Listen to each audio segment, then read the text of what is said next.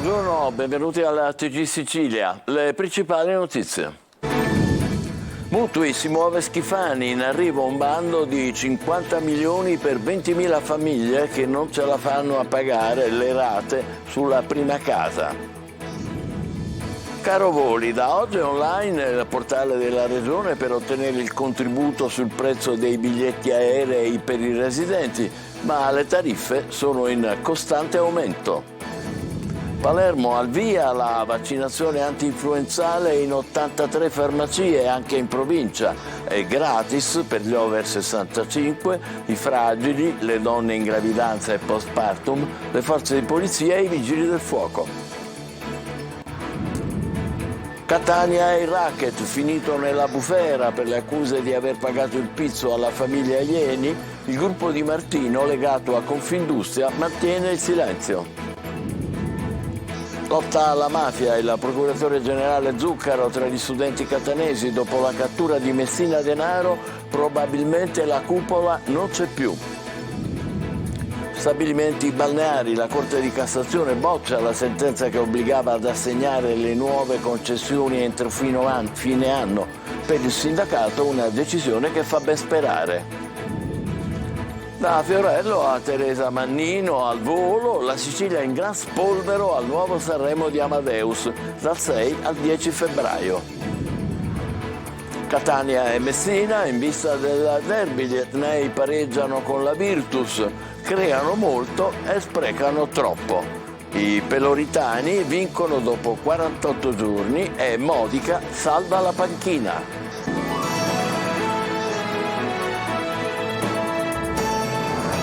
Bentrovati, la Regione aiuterà le famiglie siciliane che sono in difficoltà per i mutui. È stato firmato il decreto, adesso è in arrivo il bando IRFIS con una dotazione di 50 milioni che servirà ad aiutare 20.000 famiglie a pagare appunto le rate del mutuo sulla prima casa. Manlio Viola. C'è la firma sul decreto. In arrivo dalla regione siciliana c'è il bando per il contrasto al caro mutui. L'assessore regionale all'economia Marco Falcone ha firmato il provvedimento che mette nero su bianco budget e finalità della misura. L'idea di fondo è quella di garantire un aiuto a quelle famiglie a basso reddito che non riescono a far fronte agli aumenti dei mutui. La regione mette sul piatto un budget pari a 50 milioni di euro che dovrà servire ad aiutare una platea di 20.000 famiglie. A gestire il bando e l'erogazione degli aiuti sarà l'IRFIS, la società finanziaria in house della regione siciliana per il medio credito con sede a Palermo. Il bando, secondo le volontà del governo, dovrebbe essere pubblicato entro il prossimo 20 dicembre. Secondo l'impianto normativo potranno accedere agli aiuti le famiglie con un reddito annuale entro i 50.000 euro e che possano dimostrare di aver subito un aumento delle rate del loro mutuo per acquisto prima casa pari o superiore al 3% nell'ultimo anno. Intanto si è registrato il 10° rialzo consecutivo dei tassi di interesse da parte della Banca Centrale Europea e questo ha effetti diretti sull'economia, i mercati e i cittadini europei. La strategia di Francoforte, sebbene miri a controllare l'inflazione, ha impatti significativi sui mutui, ma anche in diversi altri settori. Torniamo in Sicilia, da oggi è online il portale della Regione per ottenere il contributo sul prezzo dei biglietti aerei per i residenti nell'isola. I prezzi però sono in costante aumento. Francesco Triolo. Un modo annunciato per combattere il caro voli, soprattutto con l'approssimarsi delle vacanze natalizie. È online da oggi la piattaforma della Regione Sicilia alla quale i residenti dell'isola possono accedere per ottenere il rimborso del 25% del costo dei biglietti aerei verso gli aeroporti della penisola. Per i residenti con una disabilità dal 67% in su, studenti o residenti con un ISEE inferiore a 9.360 euro, è previsto un ulteriore sconto del 25%. È possibile ottenere l'erogazione del contributo sino al 30 gennaio del 2025 accreditandosi ed inserendo i dati e gli allegati sul portale web. A presentare l'istanza di rimborso i viaggiatori già in possesso di biglietto acquistato dal 10 novembre per i voli dal 1 dicembre di quest'anno al 31 dicembre del 2024.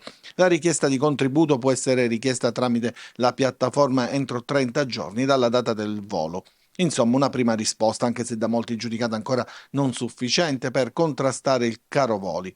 L'intervento della Regione Sicilia con lo sconto sui biglietti riguarda solo i residenti, ma per i siciliani che hanno stabilito la residenza altrove per motivi di lavoro e vogliono tornare dalla famiglia d'origine, i prezzi dei biglietti sono ripresi a salire, con alcune tratte che hanno già superato la soglia dei 500 euro a passeggero in classe economica. A monitorare l'andamento dei prezzi è stata Assoutenti, che ha parlato di un vero e proprio salasso per le famiglie che dovranno viaggiare per le festività di fine anno. Partendo il 23 dicembre e tornando la domenica 7 gennaio a qualsiasi orario, ci si trova a dover spendere fino a 521 euro tra andata e ritorno partendo da Bologna e atterrando a Palermo, oppure 465 euro per Catania, prezzi oltre i 400 euro anche da Torino, Pisa, Verona e Genova. Da Milano si può arrivare a spendere fino a 706 euro a seconda dell'orario della compagnia per scelta. Al via la vaccinazione antinfluenzale in 83 farmacie a Palermo e provincia. Possono accedere gratuitamente over 65, donne in gravidanza e postpartum, fragili, medici, forze di polizia, vigili del fuoco e altre categorie socialmente utili. Marco Gullà. Il vaccino antinfluenzale da poter fare direttamente in farmacia. È partita anche nelle farmacie di Palermo e provincia la campagna di vaccinazione contro l'influenza. Oggi hanno aderito 83 farmacie, ma l'elenco potrebbe presto allungarsi. Possono accedere gratuitamente alla vaccinazione in farmacia, quindi a carico del Servizio Sanitario Nazionale, i soggetti di età superiore ai 18 anni cosiddetti eleggibili o aventi diritto. Ogni farmacia provvederà tutti i venerdì a ordinare all'ASP di Palermo le dosi necessarie, pertanto è consigliabile prenotarsi per consentire alle farmacie di garantire la massima efficienza. Un compito che la farmacia ha sempre svolto da sempre e che ha dato ulteriormente capacità di saper svolgere durante il periodo della vaccinazione anti-Covid. Siamo un presidio del Servizio Sanitario Nazionale a servizio delle comunità locali e lo saremo ancor più nel prossimo futuro con la piena applicazione della norma sulla farmacia dei servizi, che darà ulteriori possibilità ai nostri pazienti di trovare in farmacia un presidio pubblico pronto a soddisfare le richieste e a dare delle risposte utili al cittadino. Anche nelle altre città siciliane a breve inizierà la campagna in diverse farmacie del territorio. Catania è il racket finito nella bufera per le accuse di avere pagato il pizzo alla famiglia Ieni. Il gruppo Di Martino, legato alla Confindustria, mantiene il silenzio e annuncia per domani una presa di posizione ufficiale. Tonino De Mana. Un silenzio che fa rumore, quello di Confindustria Catania, tirata in ballo in una brutta storia di cronaca emersa dopo un blitz antimafia contro il clan Pillera Puntina, specializzato in estorsioni. E nel mirino del racket sarebbero finiti noti imprenditori catanesi, fin qui nulla di strano, ma la particolarità questa volta è data da chi sarebbe finito nella morsa del pizzo. Così, nelle carte dell'inchiesta, doppio petto che ha smascherato gli affari illeciti della famiglia Ieni, figurerebbe il gruppo Di Martino, titolare di una delle più importanti ditte di autotrasporti in Sicilia, con Angelo Di Martino da pochi mesi presidente di Confindustria Catania. Pagava il pizzo da 20 anni, l'accusa a Filippo Di Martino, che a sua volta avrebbe riferito agli investigatori di averlo fatto per evitare ritorsioni e lavorare tranquilli. Nel silenzio dei protagonisti e della politica, in questo caso bipartisan, arriva la stilettata dell'avvocato Enzo Guarnera, presidente dell'Associazione Antimafia e Legalità di Catania. Lui dovrebbe dimettersi. Se non lo facesse, Confindustria dovrebbe mandarlo a casa. E il titolo di commendatore al merito della Repubblica Italiana credo che vada revocato immediatamente da chi ha la competenza, perché chi paga il pizzo per 20 anni e lo giustifica per giunta non merita questo titolo. Insorgono tutte le associazioni antimafia, si è tornati indietro di 30-40 anni, lo Stato deve fare qualcosa, l'antimafia è una missione, una ragione di vita e non si può tradire. C'è un clima pesante attorno a Confindustria che invece si chiude a riccio, annunciando una presa di posizione ufficiale attraverso un comunicato stampa che verrà diramato domani. La consegna per tutti gli associati è il silenzio, ma tra poche ore, 24 al massimo, si conosceranno le risposte, messe nero su bianco nel tentativo di fare chiarezza per sgomberare ogni tipo di sospetto sui vertici catanesi di Confindustria. Magistrati, avvocati e giornalisti dialogano con gli studenti sulle mafie, un confronto per conoscere un fenomeno che cambia e si adatta. Il procuratore generale Zuccaro: Messina Denaro non era da tempo il capo della mafia e oggi probabilmente la cupola non funziona più. Lorena Dolci. Ci sono eroi e falsi supereroi. Quelli veri ci guardano dal video in quell'immagine di Falcone e Borsellino diventata iconica. Tocca ancora oggi ai magistrati spiegare agli studenti di 10 scuole di Catania, riuniti alle ciminiere, i falsi miti che alimentano la sottocultura mafiosa. Attribuivano poteri veramente di supereroe, di persona che non accettava le prepotenze e che difendeva i deboli. Queste sono delle mistificazioni. Una mafia capace di rinascere sempre dalle sue ceneri, anche dopo gli arresti eclatanti. Matteo Messina Denaro in realtà non era più il capo di Cosa Nostra già da un po' di tempo, anche se rappresentava, ed era fondamentale per questo arrestarlo, l'epigono di quella che è stata la mafia corleonese. Ma vedete, la forza della mafia non è la sua capacità di violenza, è la sua capacità di sapersi assolutamente colloquiare e gestire col potere. Quindi quando noi non assistiamo più a fatti eclatanti non dobbiamo essere tranquilli, significa che la mafia è più forte di prima. L'organizzazione è in grado dunque di immergersi e di adattarsi, cambiando quando necessario capi e strutture. Certamente vi è una struttura di vertice ed è una struttura monolitica. Quello di cui si dubita è che vi sia un organismo di raccordo tra le varie famiglie mafiose, quella che appunto è stata a Palermo la cosiddetta cupola, la commissione provinciale. Pentiti, intercettazioni e sequestri, gli strumenti per combatterla, ma i risultati a lungo termine devono venire dall'educazione che comincia a scuola e in famiglia. Per questo l'Associazione Antimafia e Legalità si rivolge agli studenti, delusa da quegli adulti, commercianti o imprenditori che dopo aver negato di pagare il pizzo si ritrovano oggi nelle carte delle inchieste.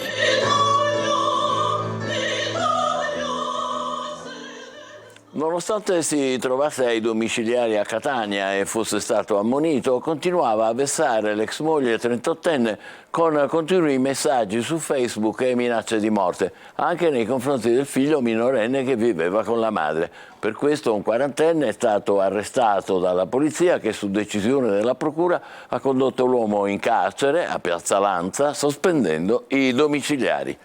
La Corte di Cassazione boccia la sentenza del Consiglio di Stato sulla riassegnazione delle concessioni balneari entro fine anno. Il presidente regionale del sindacato balneari SIB Ragusa dice che è una decisione che ci fa ben sperare. Francesco Aloi. Le concessioni balneari non scadranno a fine anno, è quanto ha stabilito la Corte di Cassazione annullando la sentenza del Consiglio di Stato. Riassegnare le concessioni tramite evidenze pubbliche entro il 31 dicembre 2023. Era questo il disegno che bocciava la proroga al 2033, perché in contrasto con il diritto europeo sulle gare dei beni pubblici. Quello che ci deve preoccupare non è il fatto che ci siano delle scadenze, ma il caos che nascerebbe dalla mancanza di alcuni elementi normativi. Ancora una volta il problema è che non si è riusciti a dare certezza e serenità ad un settore che è cruciale ed importante per la nostra economia turistica del paese. Il sindacato italiano balneari con la regione Abruzzo si era subito opposto alla decisione del Consiglio di Stato, posizione che però i giudici hanno considerato inammissibile. E così adesso arriva la sentenza della Cassazione, ma per i balneari la battaglia non è ancora finita. Un netto e chiaro no. Ribadisco che rimaniamo in attesa di atti politici che definiscano questa delicata materia. La sentenza di qualche giorno fa non fa perdere la speranza ai balneari. Per il sindacato non sarebbe giusto cancellare con un colpo di spugna chi fino ad oggi ha gestito gli stabilimenti, in un settore che in Italia vale più del 30% di PIL.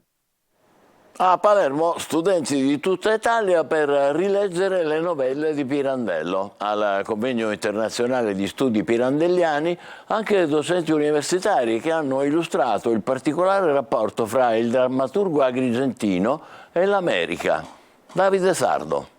Il rapporto tra Luigi Pirandello e l'America non è stato per nulla idilliaco o difficile, che non si è mai avverato. La tournée a New York nel 1923 per la messa in scena di I 6 personaggi in cerca d'autore era stata accolta con un qualche consenso di pubblico e di critica.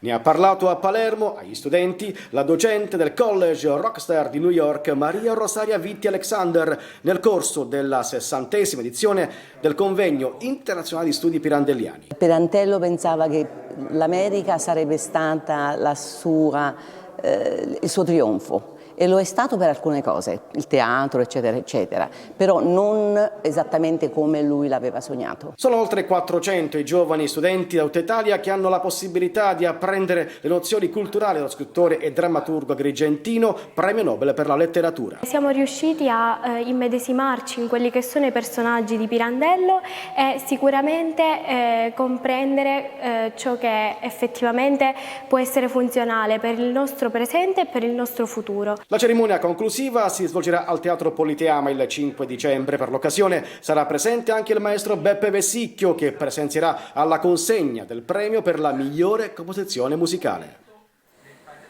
Un po' di Sicilia sul palco di Sanremo 2024, dai co-conduttori ai cantanti. Vediamo chi terrà alto il nome della nostra isola alla kermesse musicale più importante d'Italia. Eva Spampinato. Sarà con voi per tutta la sera il mio amico Rosario Tindaro Fiorello. Potrebbe annunciare il suo ingresso nuovamente così, Amadeus, ma stavolta Fiorello non scenderebbe le scale del palco della Villa Bellini di Catania, ma quelle più impegnative di Sanremo. Le battute arrivano dopo là, cioè quelli ridono per una cosa che è stata già risa da quelli che stanno qua, c'è il fuso battuta. Il conduttore mattatore siciliano sarà tra i co-conduttori della kermesse musicale più importante d'Italia. Già l'annuncio della sua presenza ha fatto esaltare il pubblico, che dovrà attendere però l'ultima serata del festival, il 10 febbraio, per vedere lo showman di Augusta, in provincia di Siracusa, intrattenere il pubblico come solo lui sa fare. E la comicità scelta da Amadeus per Sanremo 2024 è tutta siciliana. Ad affiancare il conduttore sul palco dell'Ariston, infatti, ci sarà anche Teresa Mannino, attrice e comica palermitana, che ha fatto dell'ironia e dei paragoni caratteriali nord-sud la sua cifra stilistica. Ho 22 cugini,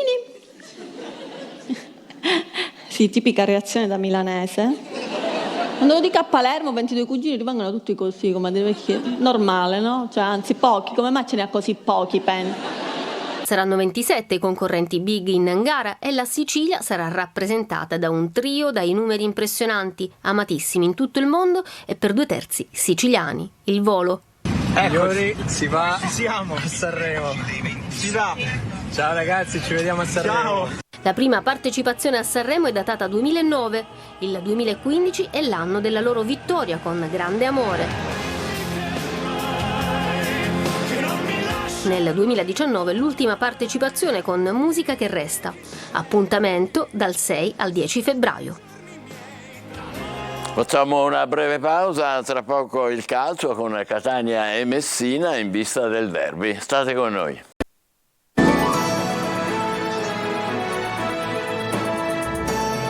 Bentornati con il calcio. Il Catania per la prima volta non coglie i 3 punti con Lucarelli in panchina. I rossazzurri pareggiano al Massimino con la Virtus Francavilla dopo una partita giocata all'attacco ma con poca concretezza. Marco Carli. Il Catania raccoglie meno di quanto meriterebbe con la Virtus Francavilla. È il dato di fatto di una partita che dice anche altro, però. Conferma la rinnovata vitalità di un gruppo che con l'arrivo di Lucarelli ha ritrovato la spinta, ma anche una tendenza a prendere gol alla prima occasione concessa agli avversari. Era successo con la Turris e è capitato nuovamente con i pugliesi. Artistico trova scarsa resistenza da parte di Curado e poi Silvestri, indietreggiando, gli consente il tiro di destro che si insacca nell'angolino. Poi c'è un'altra tendenza che emerge ieri ancora di più, vista l'assenza di Di Carmine per riacutizzarsi del problema muscolare. Tante chance create, poca concretezza. Abbiamo concesso pochissimo, solo quella ripartenza dove oltretutto è stato bravo Artistico, ha fatto veramente un gol da centravanti vero, e poi la partita è stata in controllo assoluto, in dominio assoluto. Abbiamo creato tantissimi presupposti per far gol, purtroppo non ci siamo riusciti. L'allenatore ricorre all'uomo più in forma del momento, Giuseppe De Luca, e anche a Bocic, perché la spinta fino al 70° è notevole, ma soprattutto nel secondo tempo sembra destinata a non sortire effetto. La Virtus si difende con ordine ma non può nulla sull'assist di Bocic e in particolar modo sul movimento da vera punta del numero 7 del Catania, che stoppa, si coordina e mette in buca la palla dell'1-1. Poi assalto con i 17.000 del Massimino che spingono, ma non c'è verso. Ora una settimana quasi tipo in vista della partita col Messina di sabato. Stiamo dando continuità anche alle prestazioni e questa è la cosa più importante, poi arriveranno, sono convinto arriveranno anche i gol. Dopo 5 sconfitte e nessun gol, ritorno al successo per il Messina a Teramo nello scontro salvezza contro il Monterosi. Sabato prossimo, appunto, derby al Francoscoglio contro il Catania. Assente per squalifica il terzino Polito, Sergio Colosi. Federico Pacciardi e Michele Mausso, fedelissimi di Modica, gli salvano la panchina nello scontro diretto di Teramo contro il Monterosi. Mai banale nelle scelte il tecnico di Mazzara. Accade così che con gli uomini contati trova il modo di inventarsi soluzioni inattese, ma questa volta vincenti. Musi storti all'annuncio della formazione per la presenza di Pacciardi ed Mausso, preferiti afferrare Zunno. Sono invece proprio loro gli autori dei 2 gol con i quali il Messina è tornato alla vittoria dopo 48 giorni. Il resto lo hanno fatto il miglior fumagalli della stagione, la Dea bendata con 2 traverse dei laziali, imprecisi 2 volte anche dagli 11 metri. Modica respira, insieme a lui il direttore sportivo Roma e il presidente Sciotto, tornato ad essere bersaglio dei tifosi dopo una tregua di alcuni mesi. Il Messina lancia timidi segnali di risveglio, questa volta premiato da episodi che in altre occasioni lo hanno punito. Per uscire dalla crisi però serve ben altro e soltanto il mercato di gennaio, in linea teorica, potrà risolvere i problemi di un organico modesto e carente nei 3 reparti. Prima del giro di boa, sabato prossimo derby notturna con il Catania senza lo squalificato Polito e a seguire le gare contro Potenza e Monopoli. La Farm Italia Saturnia-Catania perde in casa di Padova con il punteggio di 3-1. È un periodo caratterizzato dalla cattiva sorte per i biancoblù. Dopo l'infortunio di Manavi, adesso la squadra etnea deve fare i conti con il problema al polpaccio del suo sostituto, Jacopo Massari, appena arrivato dal mercato. Lo schiacciatore era stato determinante nei primi 2 set giocati in Veneto. Grazie a Massari, infatti, i biancoblù erano riusciti ad equilibrare la partita sull'1-1. Poi arriva l'infortunio e la luce si è spenta con i patavini che hanno vinto i successivi 2 set. In classifica la Saturnia resta all'ultimo posto con 3 punti e con la zona salvezza distante comunque solo 2 lunghezze. La squadra catanese sarà ora impegnata in 2 match interni consecutivi contro Monza e Modena.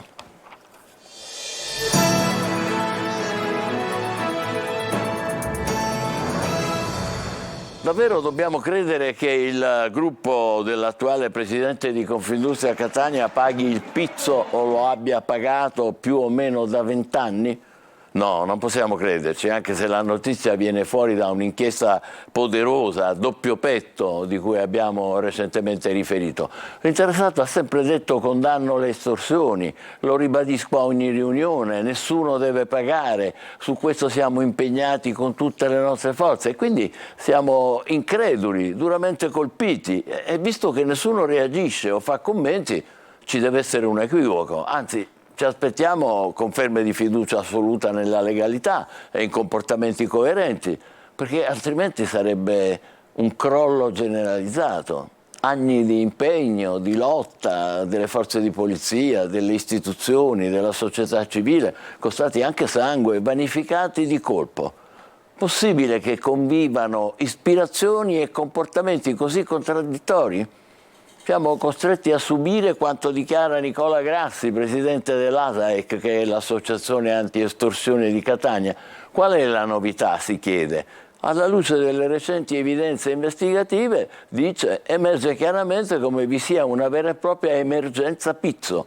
L'estorsione ai danni di imprenditori e commercianti ormai è diventata normalità. Gravissimo, siamo tornati indietro di 30-40 anni. Così Grassi. E dobbiamo davvero rassegnarci a tutto questo? Ci fermiamo qui, TG Sicilia torna alle 20, grazie e buon pomeriggio.